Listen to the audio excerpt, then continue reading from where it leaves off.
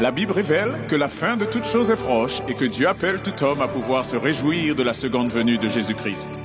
L'objectif de cette présentation est de vous préparer à être du nombre de ceux qui gardent les commandements de Dieu et le témoignage, la foi de Jésus-Christ.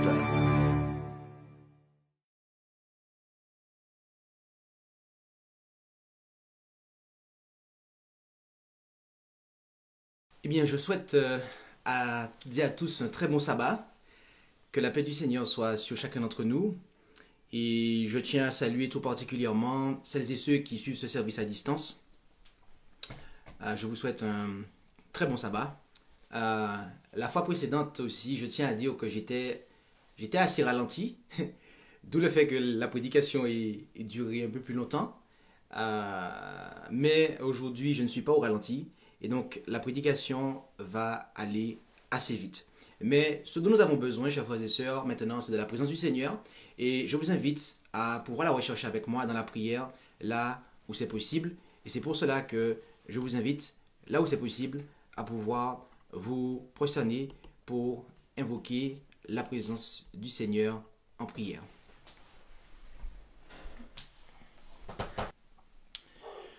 Notre Dieu, notre Père Céleste, nous voulons te remercier pour ce doux privilège que tu nous accordes de pouvoir nous présenter devant toi en ce saint jour de sabbat. Et c'est dans le nom et par les mérites de Jésus seul que nous pouvons nous approcher de toi avec assurance. Et nous voulons te demander, dans cette assurance, de bien vouloir nous accorder cet esprit afin que nous soyons en mesure de pouvoir comprendre ta parole, mais également que nous puissions l'assimiler. Et que ce message puisse trouver la place qui lui revient dans nos cœurs. Et c'est dans le beau nom de Jésus que nous t'en prions et pour ta gloire, Père. Amen. Le titre de cette présentation est « Pas de sanctuaire, du spiritualisme au dimanche en passant par l'athéisme ». Et il s'agit de la deuxième présentation du volume 5 des signes des temps. Et vous le comprendrez, cette présentation est en rapport et est la suite et est une espèce de deuxième partie de ce que nous avons abordé sabbat précédent. Et dans cette présentation, nous allons voir que nier le caractère littéral du sanctuaire céleste, et bien que cela est du spiritualisme et que cela ensuite nous conduit à l'athéisme et en fin de compte au dimanche. Nous allons premièrement considérer la personnalité de Dieu et du Christ. Et pour ce faire, je vous inviterai à vous rendre avec moi en Jean chapitre 17, versets 1 à 3. Jean, chapitre 17, versets 1 à 3, où nous lisons là, Jésus dit ces choses, puis levant les yeux au ciel, il dit, Père, l'heure est venue, glorifie ton Fils, afin que ton Fils te glorifie, selon que tu lui as donné pouvoir sur toute chair, afin qu'il donne la vie éternelle à tous ceux que tu lui as donnés. Or, c'est ici la vie éternelle, qu'ils te connaissent, toi le seul vrai Dieu, et Jésus-Christ que tu as envoyé.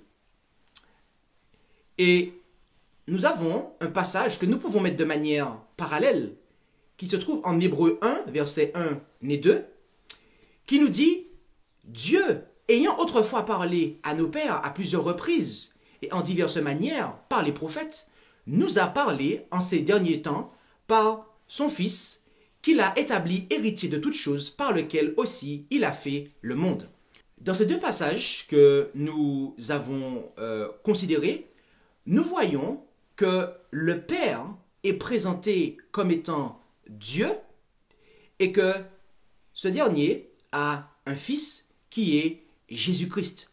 Nous avons là, deux personnes qui sont distinctes. Dieu et Christ sont, dans ces passages, présentés comme deux personnes distinctes. Et en ce qui concerne Jean 17, il suffit de lire tout le chapitre, toute la suite du chapitre, nous le montre avec emphase, puisque Jésus s'adresse à Dieu qui est son Père. Il nous a été dit que, en faisant référence à Jean 17, notamment la fin du chapitre, que ces paroles montrent que Dieu et le Christ sont deux personnalités distinctes et séparées. Ailleurs, il nous a également été dit, nos ministres doivent faire très attention à ne pas entrer dans la controverse en ce qui concerne la personnalité de Dieu. C'est un sujet qu'ils ne doivent pas aborder. C'est un mystère et l'ennemi égarera sûrement ceux qui s'y engagent. Nous savons que le Christ est venu en personne révéler Dieu au monde. Dieu est une personne et le Christ est une personne. La parole parle du Christ comme l'éclat de la gloire de son Père et l'image expresse de sa personne. Et on cite Hébreux 1, verset 3. Donc, il ne fait aucun doute pour l'inspiration que Dieu est une personne et que Christ est une personne distincte et séparée de Dieu. Notez que la messagère ne dit pas que en Dieu, il y a trois personnes. Notez bien cela. La Bible n'a pas ce langage. Elle ne nous laisse pas entendre cela. Et le témoignage non plus est on ne peut plus clair sur cette question. Une fois que nous avons clarifié la personnalité de Dieu et du Christ, considérons maintenant le point de l'omniprésence de Dieu et plus particulièrement de la divinité. Rendons-nous en Psaume 139 et lisons du verset 7 jusqu'au verset 12. Psaume 139 du verset 7 jusqu'au verset 12 où il est dit « Où irai-je loin de ton esprit? Où fuirai-je loin de ta face? Si je monte aux cieux, tu y es. Si je me couche au sépulcre, t'y voilà. Si je prends les ailes de l'aube du jour et que j'aille habiter au bout de la mer, là même ta main me conduira et ta droite me saisira. Si je dis, au moins les ténèbres me couvriront, la nuit devient lumière autour de moi. Les ténèbres même ne sont pas obscures pour toi et la nuit resplendit comme le jour. Les ténèbres sont comme la lumière. » Dans ce passage de l'Écriture, nous voyons de manière claire que c'est par son esprit que Dieu est omniprésent, c'est-à-dire partout présent. Nous reprenons ça. Ce passage nous présente de manière claire que Dieu est partout présent par son esprit. Dieu est partout présent par son esprit. Dieu n'est pas partout présent, point trait à la ligne. Dieu est partout présent par son esprit. Parce que le Dieu du ciel est un Dieu personnel, qui a une présence à un endroit bien précis. Son Fils Jésus-Christ est un Christ personnel, qui a une présence à un endroit bien précis. Et Dieu, le Dieu personnel, et son Fils, Jésus-Christ, qui est un être personnel, ces deux individus ne sont pas partout présents. Ces deux personnes ne sont pas partout présents. Le moyen par lequel ils seront partout présents, ce sera par le biais du Saint-Esprit. Et c'est ce que l'Église adventiste du 7e jour, en 1889, croyait. En effet, il était cru que, de manière générale, qu'il y a un seul Dieu, un être personnel, spirituel, le créateur de toutes choses, omnipotent, omniscient et éternel, infini en sagesse, en sainteté, en justice, en bonté, en vérité et en miséricorde, immuable et partout présent par son représentant, le Saint-Esprit, et on cite Psaume 139, verset 7.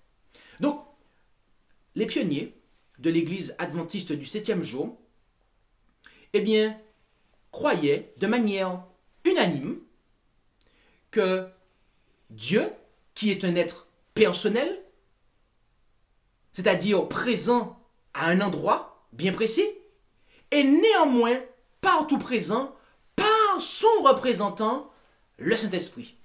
D'accord? C'est par le Saint-Esprit que Dieu est partout présent. Et le simple fait que au début de la déclaration de foi du premier point, il est dit que Dieu est un être personnel, cela vient détruire le fait que on puisse penser que les pionniers croyaient qu'il y avait 3 personnes en Dieu. C'est faux. Parce que c'est très bien marqué, Dieu, un être personnel.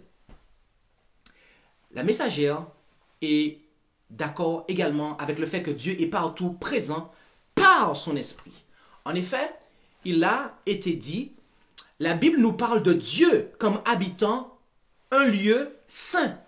Elle ne dit pas dans le lieu saint, mais elle dit un lieu saint. Ok.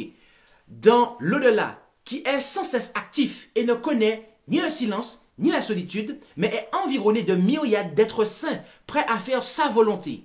C'est par ces messagers qu'il est en communication active avec toutes les parties de son empire.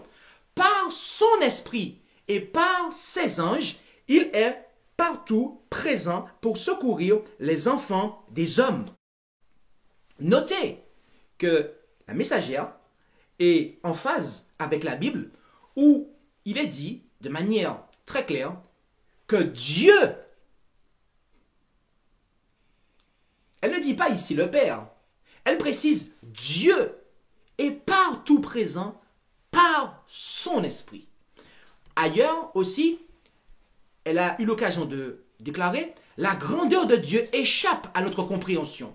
L'Éternel a son trône dans les cieux. » Psaume 11, verset 4. Cependant, par son esprit, il est présent partout. Il connaît intimement chacune de ses œuvres. Il s'intéresse personnellement à chacune. Une fois de plus, il est clair et évident que Dieu, l'être personnel, qui est présent à un endroit bien précis, est néanmoins partout présent par son esprit. Cela est précisé. Les pionniers adventistes, les pionniers de l'Église adventiste ont toujours précisé cela. Ils l'ont toujours précisé, mes amis. Tout comme cela était clair qu'il y a un sanctuaire littéral. Oui, en effet, l'Écriture nous dit en Daniel 7, versets 9 et 10, et ainsi que le verset 13, « Je regardais jusqu'à ce que des trônes furent placés, et que l'ancien des jours s'assit. Son vêtement était blanc comme la neige, et les cheveux de sa tête étaient comme de la laine pure. Son trône était comme des flammes de feu, ses roues comme un feu ardent. Un fleuve de feu sortait et se répandait de devant lui. 1000 milliers le servaient, et 10 000 millions se tenaient devant lui. Le jugement se tint, et les livres furent ouverts. Je regardais dans ces visions de la nuit, et je vis comme le Fils de l'homme qui venait sur les nuées des cieux, et il vint jusqu'à l'ancien des jours, et on le fit approcher de lui. » Dans cette vision que Daniel a eue, il a vu l'ouverture du jugement investigatif. Il a vu le commencement de la deuxième phase de l'expiation. Il a vu ici l'entrée de l'ancien des jours, ainsi que de son Fils, du Fils de l'homme, dans le lieu très saint du sanctuaire céleste. Dieu lui a montré ces choses. Il lui a montré le caractère littéral du sanctuaire dans lequel se trouve un Dieu littéral, un Dieu autrement dit personnel, et un Christ personnel, d'accord? Avec des anges personnels, ok? L'Apocalypse également exprime la même chose. En effet, en Apocalypse 8, versets 3 et 4, il est dit ici, « Et il vint un autre ange, d'accord, on se réfère ici à Christ, qui se tint près de l'autel, ayant un encensoir d'or. Stop, arrêtons-nous ici. Lorsque nous allons en Lévitique 16, ok, cela correspond au jour des expiations. Qui est-ce qui fait cela? C'est le souverain sacrificateur. Donc cela nous montre que l'ange dont il est question ici se réfère au Christ. Fin de la parenthèse. Poursuivons. Et on lui donna beaucoup de parfums pour les offrir, avec les prières de tous les saints sur l'autel d'or qui est devant le trône. Et la fumée des parfums avec les prières des saints monta de la main de l'ange devant Dieu. Ici, comme partout ailleurs dans l'Apocalypse, il nous est présenté un Christ personnel qui officie devant un Dieu personnel dans un lieu très saint du sanctuaire céleste littéral. Et partout dans l'Apocalypse, c'est la même chose. Partout ailleurs dans l'Apocalypse, vous avez un trône littéral sous lequel est assis un Dieu personnel avec un agneau, c'est-à-dire un Christ personnel. Le trône est occupé par deux individus. Dans un sanctuaire céleste, un temple céleste qui est littéral.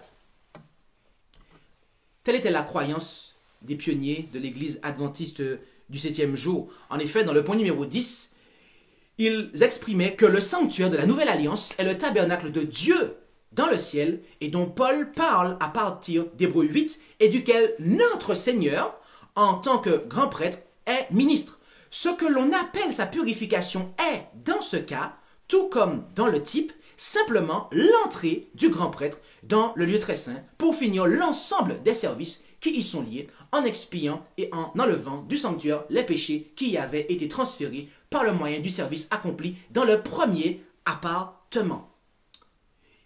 Ici, il est très clairement exprimé que le Dieu personnel et notre Seigneur Jésus-Christ, qui est un Christ personnel, sont tous les deux à l'heure actuelle dans le lieu très saint du sanctuaire céleste, qui est un temple, un sanctuaire céleste littéral, qui se compose d'un premier appartement, qui est appelé le lieu saint, et d'un deuxième appartement, qui est appelé le lieu très saint. C'est ce que croyaient, mes amis, les pionniers adventistes du 7e jour, qui se basaient sur la Bible pour déclarer cela. Et c'est ce que la messagère également a vu. En effet, elle déclara « Je vis le Père se lever de son trône et se rendre dans un chariot de feu au lieu très saint, au-delà du voile, et s'y asseoir. Alors, Jésus se leva de son trône. Puis, plus loin, il est dit « Un chariot aux roues de flammes de feu, entouré par les anges, avança près de Jésus, qui y monta et fut conduit au lieu très saint où le Père était assis. Là, je contemplais Jésus, souverain sacrificateur, se tenant devant le Père. Autour de la bordure de ses vêtements, il y avait des grenades entremêlées de clochettes d'or, voir Exode 28, versets 33 et 34. Ceux qui se levèrent avec Jésus dirigeaient leur foi vers lui dans le lieu très saint et priaient « Père, donne-nous ton esprit ». Jésus, alors, soufflait sur eux le Saint-Esprit. Dans ce souffle, il y avait de la lumière, de la puissance, beaucoup d'amour, de joie et de paix.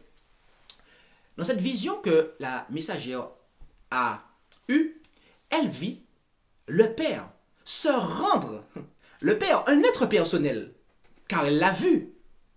Elle l'a vu se rendre dans le lieu très saint, d'accord? Littéral, dans le ciel. Et Jésus aussi, être personnel, qui fut conduit au lieu très saint pour retrouver son Père, un être personnel qui était personnellement assis dans le lieu très saint. Et là, elle a vu Jésus, être personnel, se tenant, personnellement parlant, devant son Dieu et Père, être personnel. J'insiste beaucoup avec le mot personnel, personnel, personnel. Pasteur, pourquoi tu fais ça? C'est pour que ça rentre dans votre tête, chers frères et sœurs. Car c'est très important. C'est très important ce message que nous voyons en ce matin.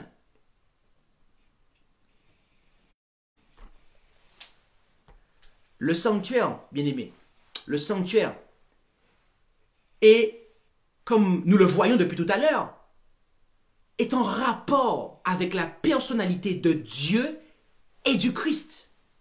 En effet, le verset qui nous le montre, et s'il nous faut prendre un seul verset, Par excellence, c'est Hébreux 9, verset 24. Car il est dit, car Christ n'est point entré dans un sanctuaire, fait de main d'homme, image du véritable, mais dans le ciel même, afin de comparaître maintenant pour nous devant la face de Dieu. Nous voyons ici qu'on nous parle de Christ, qui est un être personnel, qui est entré dans un sanctuaire, qui est un lieu littéral, bien existant, en 2 appartements, on le sait, et qui y comparaît devant la face de Dieu, qui, là encore, est un être personnel. Donc, depuis tout à l'heure, et là encore, nous voyons que ces 2 concepts, si je peux m'exprimer ainsi, ces 2 doctrines, à savoir la personnalité de Dieu et du Christ, ainsi que le sanctuaire, ces 2 doctrines, mes amis, sont liées. Parce que le Dieu personnel, la raison est que le Dieu personnel, ainsi que le Christ personnel, se trouve dans un sanctuaire littéral.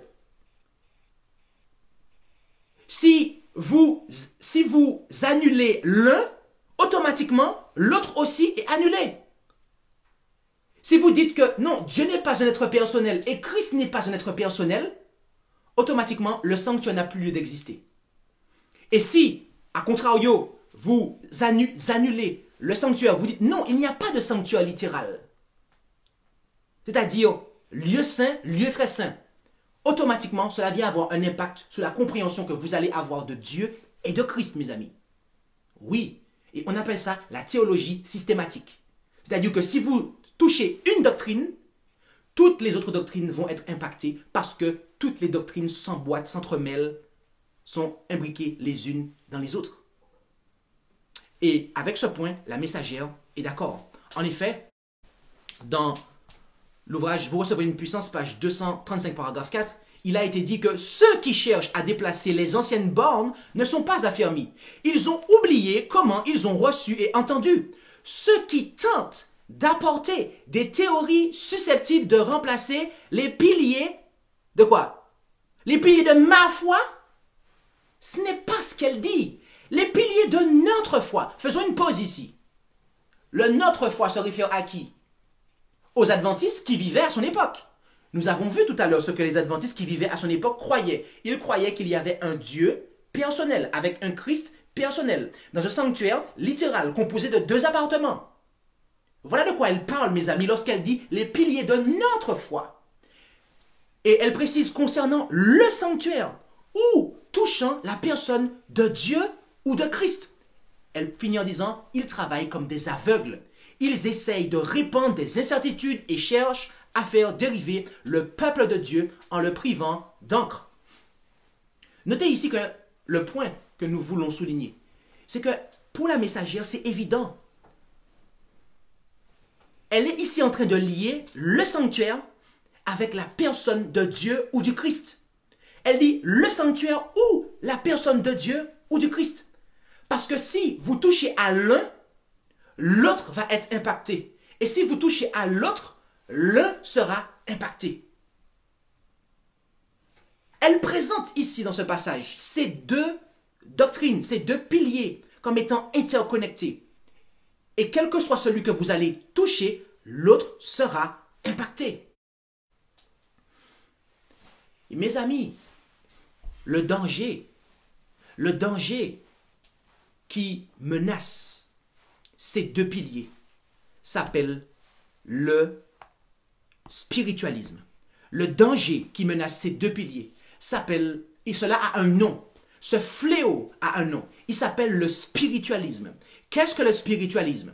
Le Robert Dictionnaire nous dit « Doctrine selon laquelle l'esprit constitue une réalité indépendante et supérieure, opposée à matérialisme. » Le spiritualisme, d'accord, c'est une doctrine selon laquelle l'esprit constitue une réalité indépendante et supérieure. Autrement dit, en fait, c'est spirituel. D'accord? Dieu est un esprit. Je prends un exemple. Concrètement parlant, donnez-moi un exemple, pasteur. Ok, pasteur, donne un exemple. Dieu est un esprit. Oh, Dieu n'est que esprit.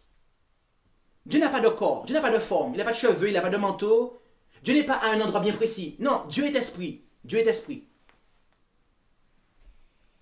Ça, mes amis, c'est du spiritualisme. Cela, c'est du spiritualisme.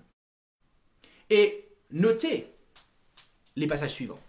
On m'a souvent accusé faussement d'enseigner des idées propres au spiritisme. Est-il écrit dans Premiers Écrits, page 77, paragraphe 1. Mais lorsque vous allez dans l'anglais, vous voyez que les traducteurs ont commis une erreur. Parce qu'elle ne parle pas de spiritisme. Elle parle de spiritualism. Donc c'est le spiritualisme. Ok? Donc rectification. Et dans tout ce chapitre-là, vous pouvez remplacer le mot spiritisme par spiritualisme. D'accord? Elle poursuit en disant, mais avant que le rédacteur du Daystar émette cette opinion, le Seigneur m'a donné une vision des tristes résultats dont aurait à souffrir le troupeau si on lui enseignait des idées spirites. Original, spirituel, d'accord? Puisque c'est spiritual ideas en anglais, d'accord? Comme celle que soutenait ce rédacteur et d'autres personnes. J'ai souvent vu, et notez bien cela, j'ai souvent vu l'adorable Jésus. J'ai remarqué sa personne. Je l'ai aussi demandé si son père était, lui aussi, une personne. Et s'il avait une forme comme la sienne. Il me répondit, je suis l'image expresse de sa personne. Bien aimé, la messagère a vu en vision Jésus à plusieurs reprises. Et elle lui a demandé, elle voulait être sûre, est-ce que le Père est lui aussi une personne? Est-ce qu'il a une forme comme toi, Jésus? Qu'est-ce que Jésus lui a répondu?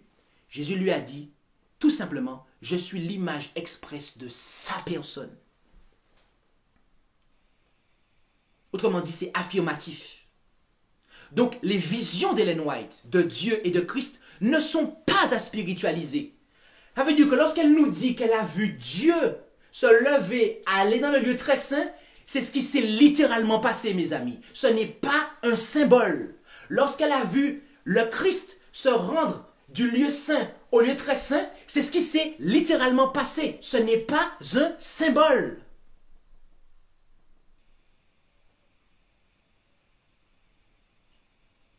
Il n'y a pas lieu de spiritualiser ces choses. De dire, oh non, ce qu'il faut comprendre, c'est ça. Non. C'est faux, mes amis. Lorsque quelqu'un du haut d'une chaire vient vous dire que ce n'est pas ce qu'il faut comprendre, vous devez dire, c'est faux. Parce que ce n'est pas ce qui a été donné. Et poursuivons. Aucune de ces idées spiritualistes ne doit venir à notre esprit. Que nous n'avons pas de Christ personnel et que nous n'avons pas de Dieu personnel. Autrement dit, ces idées-là qui disent non, on n'a pas de Christ personnel, on n'a pas de Dieu personnel, elle dit cela ne doit même pas venir à notre esprit, mes amis. Et notez comment elle poursuit. Frères, tenez-vous-en au sanctuaire. Notez comment elle a solutionné ça. Elle a dit, mes frères, n'allez pas dans ce sens-là. Tenez-vous-en au sanctuaire. Elle poursuit en disant, tenez-vous-en au Christ Jésus. Tenez-vous-en au Père. Et chaque point de la vérité actuelle que nous avons entendu, que nous avons expérimenté, nous devons le proclamer partout où nous irons. Notez cela, que le spiritualisme, c'est le fait de dire qu'il n'y a pas de Dieu et de Christ personnel. C'est le spiritualisme, mes amis. Les idées spirites, c'est celles qui disent qu'il n'y a pas de Christ personnel, pas de Dieu personnel. Et par voie de conséquence, cela vient remettre en question le sanctuaire. Mais la messagère a dit à ses frères, a dit à ces personnes, tenez-vous-en au sanctuaire. Parce que si vous en tenez au sanctuaire, vous n'allez pas spiritualiser Dieu et Jésus, en fait. Vous n'allez pas les dématérialiser, autrement dit. Elle dit ici qu'il nous faut nous en tenir à ce que nous avons enseigné. chaque point de la vérité actuelle. Elle écrit ça en quelle année? 1905, c'est marqué en bas. 1905, elle dit chaque point de la vérité actuelle que nous avons entendu, que nous avons expérimenté, nous devons le proclamer partout où nous irons. Qu'est-ce que les pionniers de l'Église adventiste ont proclamé? Qu'est-ce qu'ils ont entendu? Qu'est-ce qu'ils ont expérimenté? Qu'est-ce qu'ils ont enseigné jusqu'à 1905? Quelles croyances étaient en vigueur à ce moment-là? Les principes fondamentaux de 1889. Qu'est-ce qu'ils ont expérimenté? Qu'est-ce qu'ils ont enseigné jusque-là? Un Dieu qui est un être personnel, avec un Christ personnel, dans un sanctuaire littéral. Et bien que dans un sanctuaire littéral, ce Dieu personnel qui se trouve véritablement dans ce sanctuaire, très précisément dans ce lieu très saint du sanctuaire céleste, eh bien il est néanmoins partout présent par son Saint-Esprit.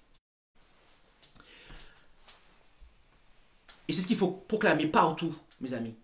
C'est ce qu'il faut proclamer partout. Cela n'a pas à changer. Or, malheureusement, quelque temps après, cela a changé. Et c'est pour cela que toutes ces déclarations ont été écrites. En effet, elle déclara que le messager céleste m'a montré que quelques-uns des raisonnements du livre Living Temple, donc qu'avait écrit le docteur J.H. Kellogg, John Harvey Kellogg, ne sont pas solides et pourraient égarer des esprits insuffisamment établis sur les principes fondamentaux de la vérité présente. Ils introduisent de pures spéculations au sujet de la personnalité de Dieu et de son omniprésence. Personne sur cette terre n'a le droit de spéculer sur cette question. Plus l'on discutera des théories fantaisistes, moins on connaîtra Dieu et la vérité qui sanctifie l'âme. Ici, la messagère nous révèle que le livre Living Temple remettait en cause l'omniprésence de Dieu, mais également sa personnalité. Parce que ce livre contenait des idées panthéistes, à savoir que Dieu, en fait, n'était pas un être personnel. Il n'était pas présent à un endroit bien spécifique, mais que Dieu, en fait, était partout, en fait. Dieu était partout, dans l'arbre, dans la fleur, etc., en fait. La messagère a dit qu'il s'agit là de pure spéculation au sujet de la personnalité de Dieu et de son omniprésence. Il s'agissait là de spiritualisme, mes amis. Car cela détruisait, cela venait renverser ce qui avait été enseigné jusque-là. Et mes amis, permettez-moi de vous dire que le spiritualisme nous conduit à l'athéisme. Je répète ça. Le spiritualisme conduit à l'athéisme. Oui, mais de manière à bien comprendre ce que nous allons développer maintenant, il nous faut d'abord définir ce qu'est l'athéisme. Qu'est-ce que l'athéisme? Rendons-nous dans le Larousse, que j'ai choisi pour cette fois-ci, car sa définition est vraiment très claire. Un athée, donc athéisme vient de athée. Un athée, c'est quelqu'un qui ne croit pas en Dieu, qui nie l'existence de Dieu, de toute divinité, un incroyant. Donc, notez que l'athéisme vient de athée. Et un athée, c'est quelqu'un qui nie l'existence de Dieu. Un athée, c'est quelqu'un qui nie, N-I-E, qui nie l'existence de Dieu. Que dit la Bible par rapport à l'athéisme? Vous êtes-vous déjà posé la question? Si ce n'est pas le cas, découvrons-le ensemble dans le psaume 53, versets 2 et 3, où il est dit « L'insensé dit en son cœur, il n'y a point de Dieu. Ils se sont corrompus, ils ont commis des iniquités abominables. Il n'y a personne qui fasse le bien. Dieu du haut des cieux jette ses regards sur les fils des hommes pour voir s'il en est un qui est de l'intelligence, qui recherche Dieu. » Dans ce passage qui nous parle de l'athéisme, nous voyons que, eh bien, l'athée, c'est quelqu'un qui dit qu'il n'y a point de Dieu. Et la suite nous montre que c'est point de Dieu qui veille du haut des cieux. L'athéisme, mes amis, c'est la négation de l'existence de Dieu. L'athéisme, mes amis, c'est lorsque l'on nie qu'il y a un Dieu qui veille du haut des cieux. Et sur ce point, les pionniers adventistes du 7e jour étaient unanimes. En effet, James White a eu l'occasion de dire « Ô sectarisme !» De quoi parle-t-il ici, le sectarisme? C'est quoi les sectaires ici? Ce sont les églises qui détruisent la personnalité de Dieu. Ô sectarisme, ô athéisme, ô annihilation, qui peut percevoir les belles nuances de différence entre l'un et l'autre? Ils se ressemblent tous, sauf de nom.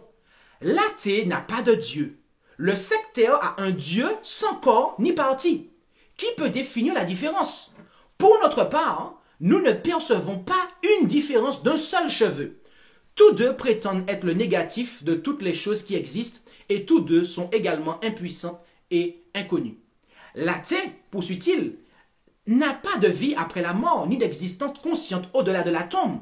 Le sectaire en a une, mais elle est immatérielle, comme son Dieu et sans corps ni partie. Ici encore, les deux sont négatifs et tous deux arrivent au même point. Leur foi et leurs espérances reviennent au même, mais elles sont exprimées en termes différents. Encore une fois, l'athée n'a pas de paradis dans l'éternité. Le sectaire en a un, mais il est immatériel dans toutes ses propriétés et est donc le négatif de toutes les richesses et substances. Ici encore, ils sont égaux et arrivent au même point. Mes amis, pour James White,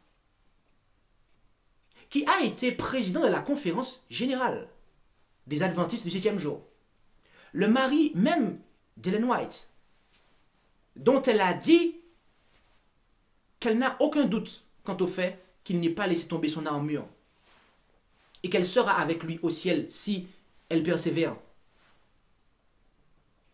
Le sectaire, à savoir celui qui détruit la personnalité de Dieu, est un athée. Quand bien même il ouvre sa Bible, quand bien même il va à l'église, celui qui détruit la personnalité de Dieu est un athée. La messagère alla dans le même sens à plusieurs reprises. Nous sommes très désolés de lire l'article écrit par Elder Tenney dans le Medical Missionary sur la question du sanctuaire. L'ennemi a obtenu la victoire sur un ministre. Si ce ministre était resté à l'écart des influences séductrices que Satan exerce en ce moment à Battle Creek, il pourrait encore se tenir sur le terrain de la victoire. Nous sommes très désolés de voir le résultat du rassemblement d'un grand nombre de personnes à Battle Creek. Des ministres qui ont cru aux vérités fondamentales qui ont fait de nous ce que nous sommes, des adventistes du 7e jour, des ministres qui sont allés à Battle Creek pour enseigner et renforcer les vérités de la Bible, se détournent maintenant alors qu'ils sont vieux et ont la tête grise des grandes vérités de la Bible et acceptent des sentiments infidèles. Et elle poursuit en disant, cela signifie que la prochaine étape consistera à nier l'existence d'un Dieu personnel en abattant les remparts de la foi qui est clairement révélée dans les Écritures. La question du sanctuaire est le fondement de notre foi. Ici, il y avait un ministre qui avait écrit un article dans le Medical Missionary et sur la question du sanctuaire. Sauf que il était en train de remettre en question la compréhension historique que l'Église avait à ce moment-là. Et la messagère a déclaré, cela signifie que la prochaine étape pour cet individu et ceux qui le suivent, cela consistera à nier l'existence d'un Dieu personnel en abattant les remparts de la foi qui est également révélé dans les Écritures. Donc, notez mes amis que ici, spiritualiser le sanctuaire céleste, cela revient à nier l'existence de Dieu. Dites-moi, quelle est la définition de l'athéisme? La définition de l'athéisme, de l'athée, plus précisément, c'est quelqu'un qui nie Dieu. Autrement dit, la messagère commence à nous dire ici que ceux qui spiritualisent le sanctuaire céleste vont tomber dans l'athéisme. Ils vont nier l'existence de Dieu. Et elle n'a pas déclaré ça une seule fois, mes amis. Oh non, non, non, non, non, non, non, non, non, non, non, non, non, non, non, non, non, non, non, non. Nous ne trouvons pas les mots pour expliquer le dernier développement des idées de certains. Elles contiennent des fils de panthéisme. Ces idées sont tellement mélangées à la vérité que la vérité est rendue inopérante. Autrement dit, elle est sans effet. Cette théorie spécieuse constitue une négation de la personnalité de Dieu, de l'expiation du Christ et de son œuvre dans le sanctuaire. Elles font disparaître les principes vitaux qui ont fait de nous un peuple séparé. Ici encore, la messagère nous dit de manière très claire que le spiritualisme, ok, eh bien, nie la personnalité de Dieu et ainsi que le sanctuaire. Il s'agit là d'une négation. Négation, donnez-moi le verbe de cela, nier. Nier la personnalité de Dieu et ainsi que la suite. D'accord? Donc, quand vous niez la personnalité de Dieu, autrement dit de l'existence matérielle de Dieu, de l'existence corporelle de Dieu, vous êtes un athée, mes amis. Ces théories spécieuses constituent une négation de la personnalité de Dieu, de l'expiation du Christ et de son œuvre dans le sanctuaire. Et notez la suite. Parce que ce n'est pas fini. La question du sanctuaire est une doctrine claire et définie, telle que nous l'avons tenue en tant que peuple. Stop, pause. Elle est écrite en quelle année? 1903. Ça veut dire que ce que le peuple adventiste du 7e jour a enseigné avant 1903, c'est la clarté, mes amis. C'est la netteté.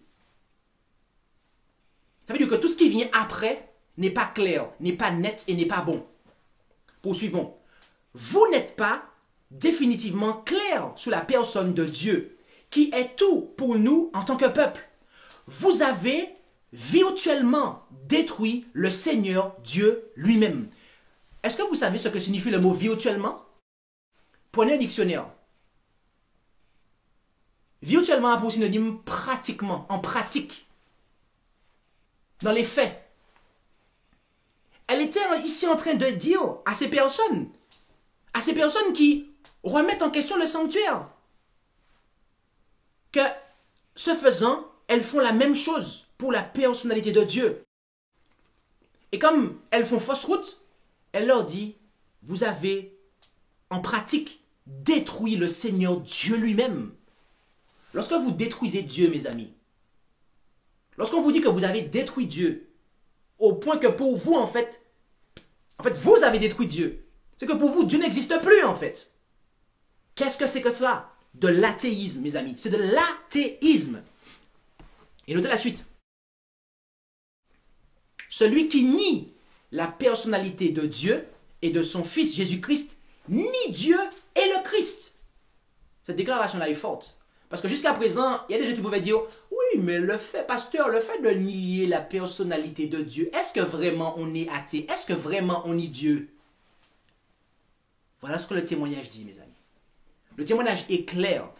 C'est la personne, l'individu, le groupe de personnes, l'Église qui nie la personnalité de Dieu et de son Fils. En réalité, ce que cette personne, cet individu, ce groupe, cette Église fait, c'est qu'elle nie Dieu et le Christ. Autrement dit, il s'agit là d'une secte, il s'agit là, en fait, d'une Église athée.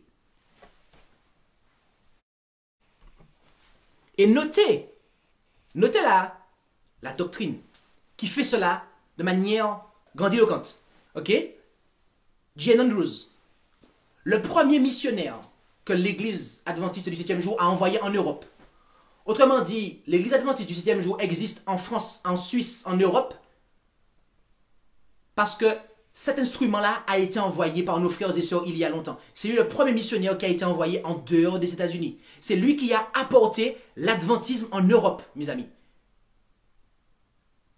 Il a déclaré la doctrine de la Trinité qui a été établie dans l'Église par le Concile de Nicée en 325 après Jésus-Christ. Cette doctrine détruit la personnalité de Dieu et de son Fils Jésus-Christ, notre Seigneur. Je m'arrêterai là. Mes amis, cette doctrine de la Trinité, la doctrine qui dit que il y a un seul Dieu, 2 points. Père, Fils et Saint-Esprit. Autrement dit, en Dieu, il y a 3 personnes, le Père, le Fils et le Saint-Esprit. Cela détruit la personnalité de Dieu. Pourquoi? Parce que rappelez-vous, Dieu le Père, à lui seul est un être. À lui seul, c'est une personne. Donc quand vous dites qu'en Dieu, il y a 3 personnes, vous détruisez Dieu, mes amis. Vous détruisez Dieu. Et de ce fait, vous êtes un athée. Un trinitaire, et c'est là la grosse déclaration que je vais faire ici. Un trinitaire est un athée, au sens strict du terme. Ah, mais il y a des gens qui ne sont pas contents avec ça. Hein? Moi, je savent ça. Moi, je savent ça. Mais je sais déjà ça. Mais mes amis, la vérité, c'est la vérité, mes amis. Par définition. Rembobinez la vidéo là, pour ceux qui ont l'enregistrement. Allez prendre le PDF, allez prendre le truc. Regardez, c'est pas moi qui le dis. Faut pas être fâché avec moi, ça sert à rien. Vous allez perdre votre temps. Parce que je ne vais pas changer d'avis. Un trinitaire, mes amis, est un athée. Oui, mais je crois en Dieu, je ne comprends pas. Qu'est-ce que tu me racontes là? Oui, tu crois en Dieu. Mais tu crois en un Dieu qui n'existe pas. Tu crois en un Dieu qui n'existe pas, qui n'a pas de forme. Donc Dieu n'existe pas. Puisque pour la Trinité, Dieu est partout. Dieu est partout. Excusez-moi, je vais trop vite. Allons un petit peu plus loin. Comme ça, vous allez comprendre ce que je veux vous dire. L'adventisme apostat. Dans la vidéo sous laquelle et qui est la raison d'être de la présentation de la semaine précédente et de cette présentation, nous avons vu que, et je vais insister là-dessus, il y a des gens qui ne seront pas d'accord avec moi et ils ont déjà commencé à se manifester. Mais ce n'est pas grave, parce que la vérité, c'est la vérité. Les adventistes du 7e jour modernes. Je ne dis pas les pasteurs, je ne dis pas certains pasteurs. C'est pas ce que je suis en train de dire. Hein? Tous les membres qui sont dans cette organisation qui s'appelle Église adventiste du 7e jour. Parce que si vous êtes dedans, que vous soyez conscient ou pas, vous adhérez à ce qui se passe. Les adventistes du 7e jour modernes ne croient pas qu'il y a un sanctuaire littéral au ciel. Ce n'est pas moi qui le dis. Ce sont les documents officiels de l'Église qui le disent. D'accord? En effet, dans la croyance, il est marqué que Jésus entra dans la seconde et dernière phase de son ministère de réconciliation. Cette déclaration numéro 24 ne dit pas, n'affirme pas que Christ est dans le lieu très saint. Et le pasteur qui a prêché dans l'église en Île-de-France, d'accord, il y a quelques semaines de ça, il a dit, notez que nous ne croyons pas que Jésus-Christ est entré dans le lieu très saint, mais qu'il est simplement rentré dans la deuxième phase. Donc il n'y a pas de sanctuaire littéral. Il n'y a pas de sanctuaire littéral avec 2 appartements pour la dénomination des adventistes du 7e jour. Ce n'est pas moi qui le dis. Ce n'est pas la peine de se fâcher avec moi. Ça ne servira à rien. Et cette même église, cette même organisation, eh bien, pour elle, Dieu est omniprésent, c'est-à-dire partout. En effet, la Trinité, deuxième croyance fondamentale, il y a un seul Dieu, Père, Fils et Saint-Esprit, unité de 3 personnes coéternelles. Dieu est immortel, omnipotent, omniscient, souverain et omniprésent. Est-ce qu'il faut que je m'exprime sur ça? Ou tout ce que j'ai dit jusqu'ici est suffisamment clair pour que vous puissiez faire la conclusion vous-même? Alors, pour celles et ceux qui n'arriveraient pas à faire la conclusion, je vais la faire. Ici, nous avons une église qui, à partir de 1980, change son Dieu pour adopter la Trinité, c'est-à-dire un seul Dieu dans lequel il y a 3 personnes, Père, Fils et Saint-Esprit. Sauf qu'en faisant ça, cette église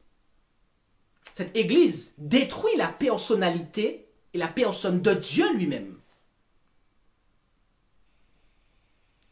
Et cette église, en plus de détruire la personnalité de Dieu, elle vient en fait faire exactement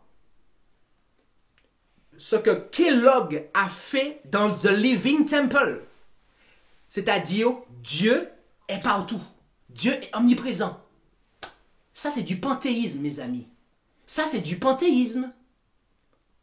Ça, c'est du panthéisme, mes amis. Donc, nous avons là affaire à une organisation, un système qui a détruit la personnalité de Dieu. D'accord? Quand on détruit la personne de Dieu, qu'est-ce qu'on fait? Qu'est-ce que c'est? Dites-le moi, en un mot. Ça commence par A, ça finit par E. On est un athée.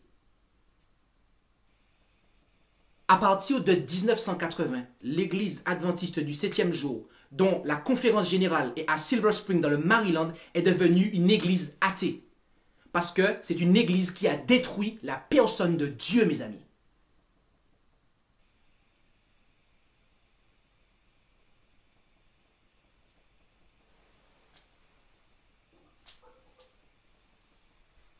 Et c'est pour ça que je vous dis que ce message-là est important, mes amis. Il nous faut savoir ces choses-là. Il nous faut savoir ces choses-là. Il s'agit là d'une église athée, mes amis, qui a détruit la personne de Dieu. Qui a détruit la personne de Jésus, en fait. Parce que lorsque vous dites que Dieu est omniprésent, ça veut dire que Dieu n'existe pas à un endroit, en fait. Donc vous avez détruit Dieu, en fait. Dans la tête des gens, cette organisation a détruit Dieu. Dans la tête des gens, ce système-là a détruit Dieu, en fait. Lorsque vous adhérez à ce point-là, lorsque vous faites vos vœux de baptême, lorsque vous signez le certificat de baptême, vous acceptez de devenir un athée, c'est-à-dire de ne pas croire en l'existence d'un Dieu personnel qui est dans un sanctuaire littéral. Et c'est pour cela, mes amis, que vous avez, et maintenant on va faire des relations.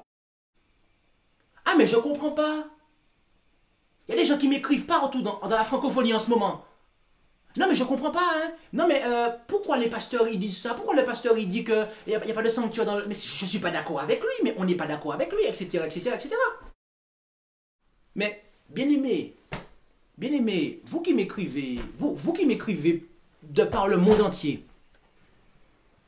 et même si vous ne m'avez pas écrit, vous qui vous posez cette question-là, vous qui ne comprenez pas, on s'étonne en fait de ce que l'organisation aujourd'hui parle ainsi du sanctuaire. Mais on ne devrait pas être étonné, car Dieu a préalablement été détruit. Et donc nécessairement, et logiquement parlant, il n'a plus besoin d'avoir de sanctuaire. Puisque comme Dieu est partout, pour l'organisation, et qu'il n'est pas en un lieu fixe, comme l'a dit le pasteur en Île-de-France, eh bien, pourquoi avoir un sanctuaire littéral, composé d'un lieu saint et de lieu très saint?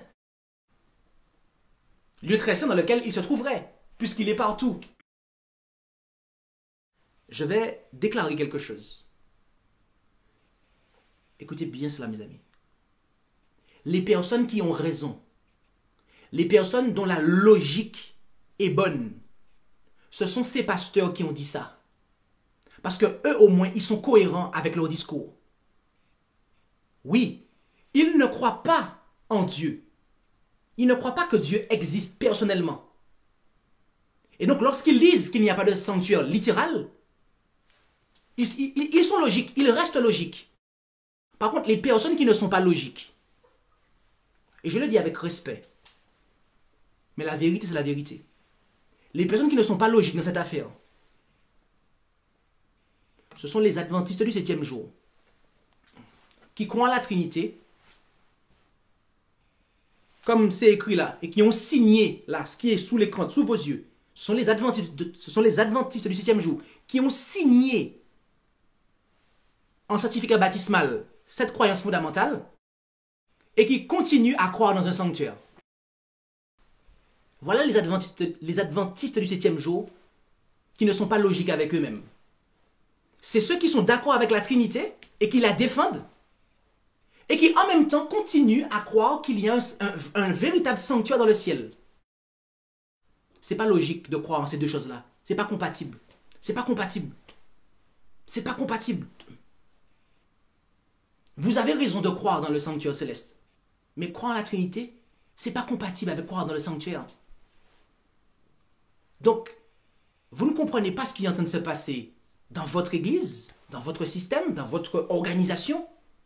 Et vous n'allez jamais en fait comprendre. Et vous n'allez jamais tomber d'accord avec vos dirigeants. Tout simplement parce que vous êtes d'accord avec eux sur un point, sur la Trinité. Et ça, je tenais à vous le dire. Pour ne pas que vous tourniez en rond très longtemps, en fait.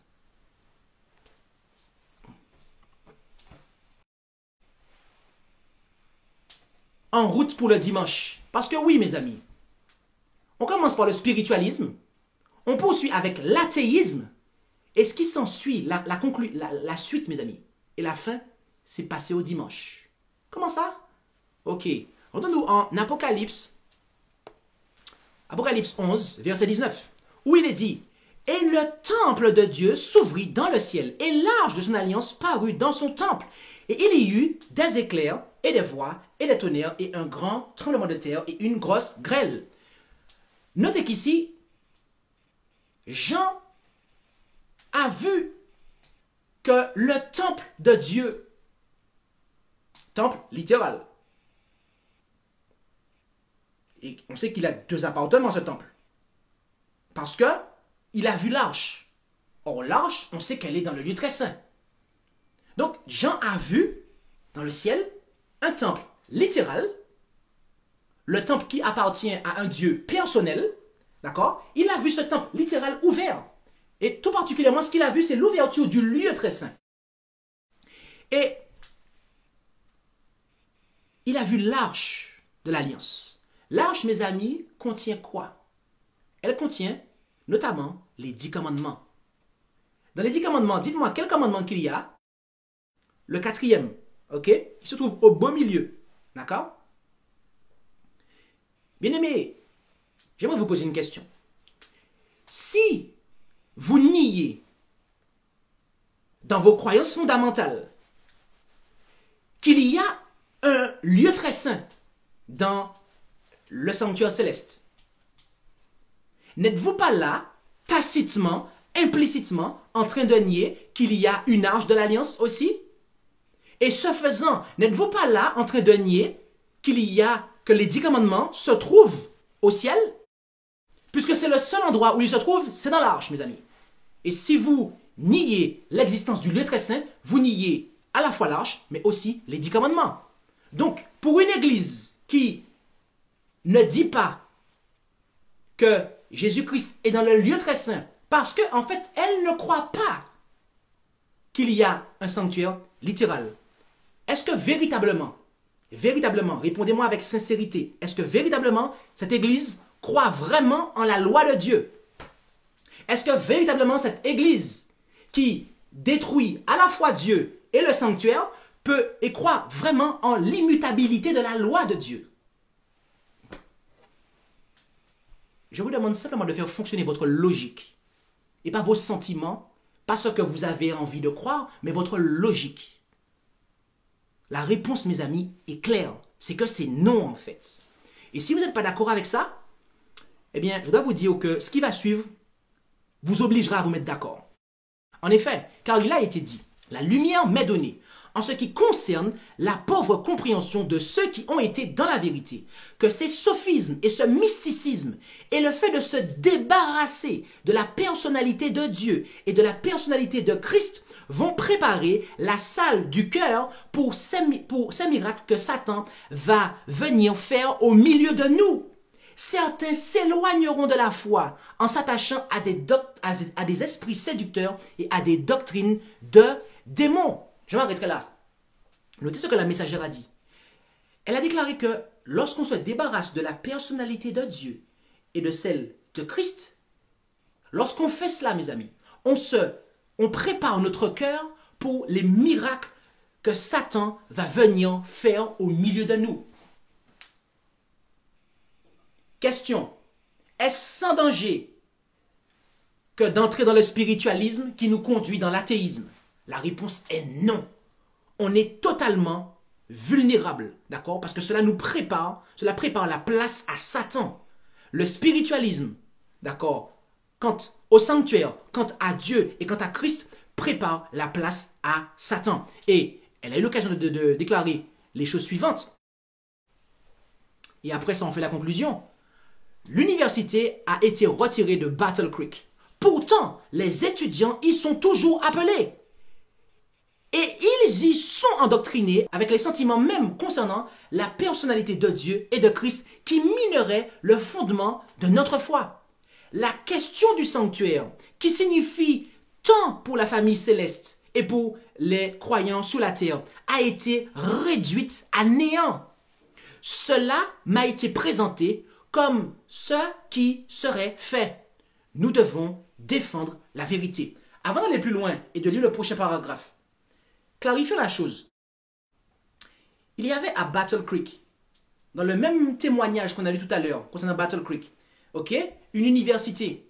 Et là étaient enseignés des sentiments, autrement dit des pensées, qui mineraient le fondement de notre foi. Et ce, des pensées concernant la personnalité de Dieu et de Christ.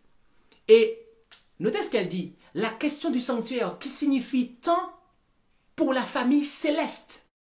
De qui parle-t-elle ici? Lorsqu'elle dit que la question du sanctuaire signifie tant pour la famille céleste, elle ne parle pas de vous et de moi. Elle parle ici des habitants du ciel, des anges notamment. Parce que la suite dit « et pour les croyants sur terre ». Donc ça montre, mes amis, que la question du sanctuaire, elle est ici en train de nous révéler que la famille céleste, autrement dit les habitants du ciel, ils y tiennent à cette doctrine du sanctuaire que nous, ici, bas sur terre, nous avons enseigné depuis le départ de 1844. Les habitants du ciel sont attachés à cette doctrine.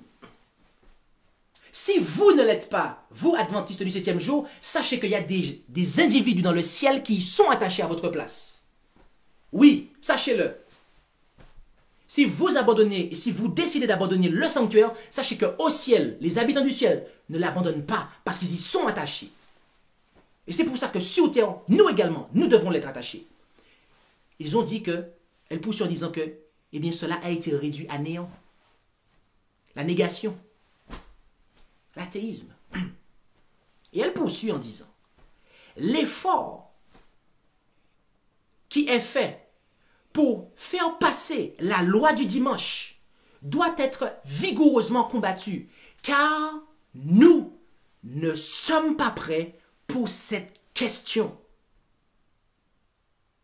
Notez cela. Notez que la messagère nous parle, elle nous parle du fait de nier la personne de Dieu et du Christ. Et après, que cela ait un rapport avec la question du sanctuaire qui elle aussi, est réduite à néant. Donc on anéantit en fait la personnalité de Dieu et du Christ aussi bien que le sanctuaire.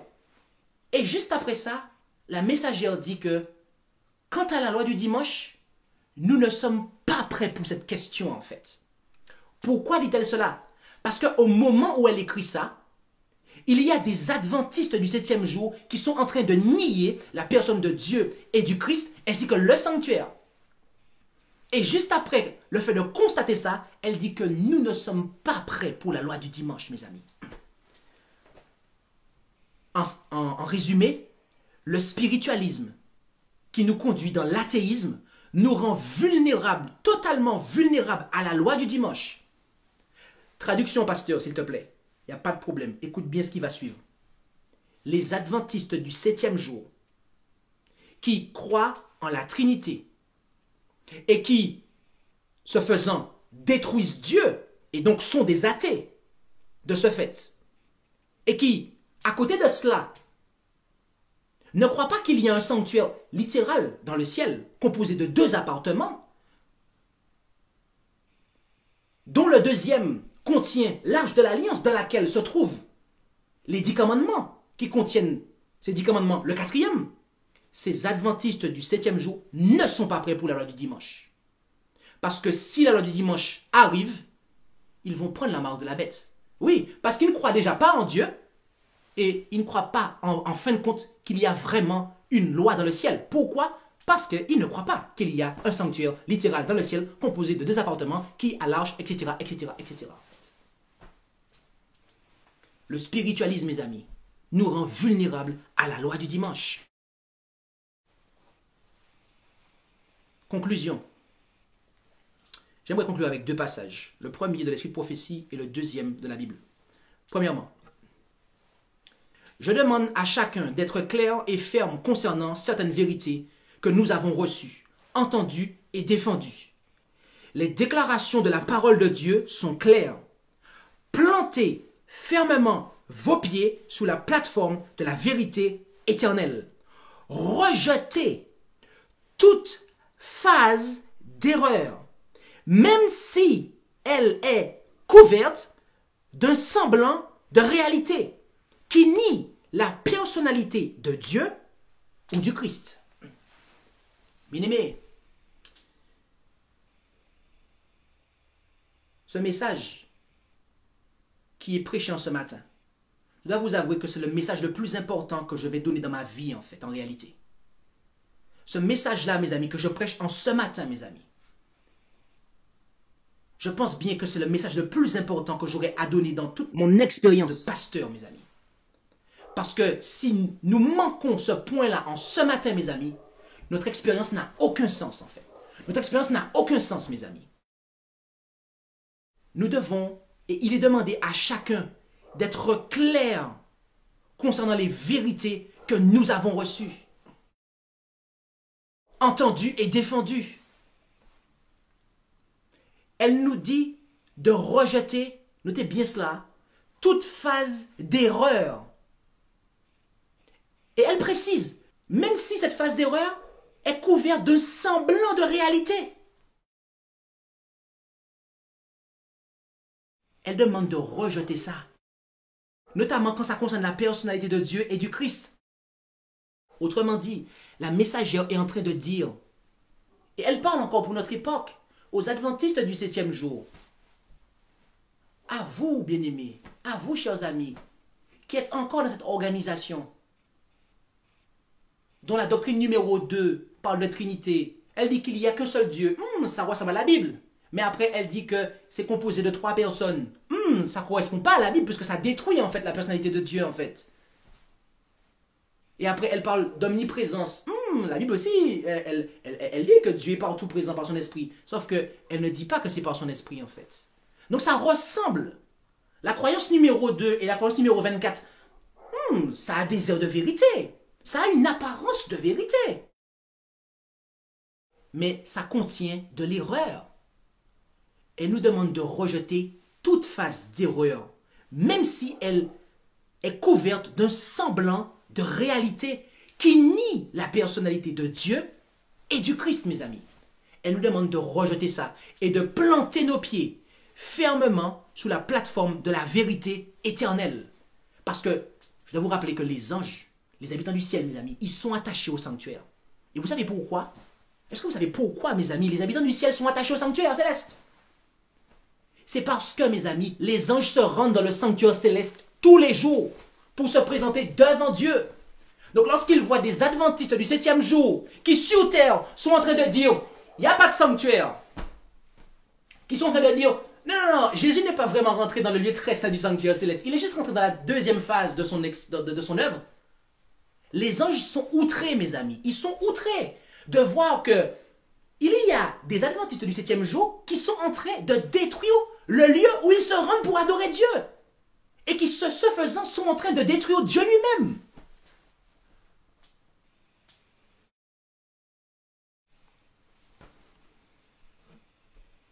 Vous pensez que je suis un extrémiste? Certains pensent que je suis un fanatique en ce matin. Voyons voir c'est qui le fanatique ici. Rendons-nous notre texte de conclusion. 1 Jean 2, verset 22 à 24, où il est dit, qui est menteur? Jean-Christophe Bolat? C'est ce qui est marqué? Qui est menteur? C'est ce qui est marqué à la suite? Lisons. Si ce n'est celui qui nie que Jésus est le Christ, celui-là est l'antichrist. Qui est-ce? Qui est-ce? Est-ce les pasteurs de l'église adventiste du 7e jour historique de 1889? Qui sont en harmonie avec les pionniers? Est-ce ces pasteurs-là qui sont des antichrists? Est-ce ces pasteurs-là, en fait, qui dérangent l'adventisme? Jean dit, celui-là est l'antichrist qui nie le Père et le Fils, mes amis. Quiconque nie le Fils n'a pas non plus le Père. Celui qui confesse le Fils a aussi le Père. Que ce que vous avez entendu dès le commencement, vous, adventistes du 7e jour, vous qui avez entendu les enseignements des pionniers, ce que nos pionniers nous ont laissé comme héritage spirituel basé sur la Bible, ce que nous avons reçu à partir de 1844 et qui a été confirmé entre 1855 et 1905, cela doit demeurer en nous, mes amis. On ne doit permettre à rien, ni personne, qu'il ait été président de fédération, d'union, enseignant à Collonges, on ne doit permettre à rien, ni personne, de nous arracher notre Dieu, qui est un être personnel, ainsi que notre Seigneur Jésus-Christ, être personnel, les deux qui sont dans un sanctuaire littéral, composé de 2 appartements, un lieu saint, un lieu très saint, dans lequel il y a une arche, dans laquelle il y a les 10 commandements, sous laquelle est marqué le 4e commandement. Rien, ni personne, mes amis, ne doit nous arracher cela. Parce que les personnes qui nous arrachent cela, ce sont des antichrists, mes amis. Si ce que vous avez entendu dès le commencement demeure en vous, vous demeurerez aussi dans le Fils et dans le Père. Bien-aimés, nier le Père et le Fils est l'œuvre de l'antichrist. Et permettez-moi d'être clair là-dessus. Et je ne vais pas changer ma réputation d'être clair. L'organisation des adventistes du 7e jour est une organisation antichrist. Tout comme l'Église catholique romaine, tout comme toutes les églises protestantes qui adhèrent à la Trinité, toutes ces organisations-là sont des organisations de l'antichrist, mes amis. Ce sont des systèmes que Satan contrôle.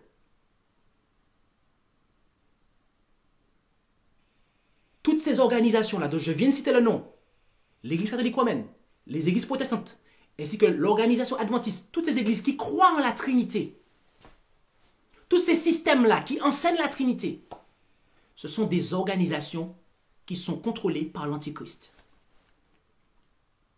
Et notez que dans toute ma présentation, je n'ai jamais attaqué des individus qui sont dans ce système, mais que je parle du système. Et je conclue là-dessus parce que Dieu vous aime, mes amis. La vérité ici, et sur laquelle je désire, la note sur laquelle je désire conclure ce message, tonique, c'est que, mes amis, Dieu vous aime. Et, voyez-vous, bien-aimés, Jésus a envie de vous serrer dans ses bras lorsqu'il viendra vous chercher. Mais Jésus ne pourra jamais vous serrer dans ses bras si vous ne croyez pas que Jésus existe littéralement. C'est pour cela que dès maintenant, mes amis, vous devez sortir des organisations qui détruisent Dieu ainsi que son Fils, parce qu'elles ne croient pas qu'il y a un lieu très saint à l'heure actuelle dans lequel se trouve ce Dieu personnel et ce Christ personnel qui est devant l'arche de l'Alliance, dans lequel se trouvent les 10 commandements, dont le 4e. Si vous voulez, bien-aimés, pouvoir tenir ferme lorsque la loi du dimanche va arriver, vous ne pouvez pas, mes amis. Vous ne pouvez pas, ce n'est pas possible, mes amis. Ce n'est pas possible. Ne pensez pas que c'est possible que vous restiez dans des organisations qui ont détruit Dieu ainsi que son Fils Jésus. Parce qu'elles ne croient pas qu'il y a un lieu très saint du sanctuaire céleste. Combien d'entre nous en ce matin voulons vaincre la bête et son image? Combien d'entre nous en ce matin voulons, être fidèles, trouver fidèles, être fermes lorsque viendra la loi du dimanche? Pour cela, mes amis, il nous faut quitter l'athéisme. Il nous faut quitter les églises athées. Oui, ça n'a pas de sens, en apparence. Mais aujourd'hui, à partir de maintenant, vous comprenez ce que ça signifie une église athée. Il nous faut quitter les églises athées. Il nous faut quitter les églises qui ont du spiritualisme. car autrement, nous ne serons jamais capables de tenir ferme, mes amis. Prenez une position, mes amis. Ne restez pas neutre. Vous qui écoutez ce message, ne restez pas neutre, mes amis, car votre salut en dépend. Votre salut en dépend, mes amis. Que Dieu nous bénisse tous. Maranatha, le Seigneur vient. Amen. Je vous invite à pouvoir prier et pour cela, à vous prosterner là où c'est possible. Notre Dieu, notre Père Céleste, nous voulons te remercier pour ta parole qui est une lampe à nos pieds et une lumière sur notre sentier. Et tu nous fais savoir de manière très claire que tu es un Dieu personnel et que ton Fils est un être personnel et que tous les deux, vous vous tenez dans le lieu très saint du sanctuaire céleste. Et malgré cela, eh bien, vous êtes avec nous par le Saint-Esprit. Et nous voyons que, Père Céleste, l'ennemi tâche de te détruire. L'ennemi tâche de détruire Jésus à nos yeux aussi, en détruisant le lieu où vous habitez, le lieu dans lequel les anges aiment à se rendre pour recevoir les instructions.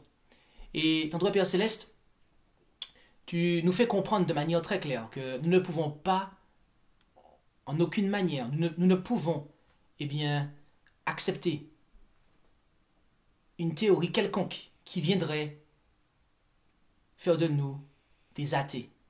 Alors, aide-nous, Père Céleste, à comprendre le danger du spiritualisme, le danger de l'athéisme, et à ne rien avoir à faire avec ces deux hérésies, car autrement, nous serons totalement vulnérables à la loi du dimanche et nous prendrons la marque de la bête.